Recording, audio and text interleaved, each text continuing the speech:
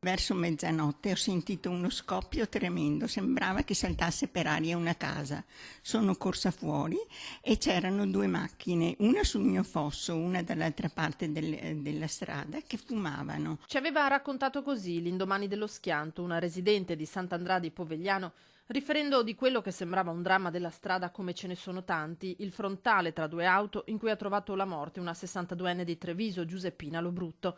E invece su quell'incidente cala ora un sospetto terribile. Pare che la coppia a bordo dell'altra auto, un ragazzo di 22 anni di Quinto di Treviso e la fidanzata 21enne di Arcade, stessero litigando. Quando lei gli ha detto è finita, lui avrebbe sbandato per centrare la prima auto che sopraggiungeva sull'altra corsia, per morire entrambi. Dichiarazioni rese dalla ragazza stessa, finite su una relazione inviata in procura a Treviso dove si indaga per omicidio stradale.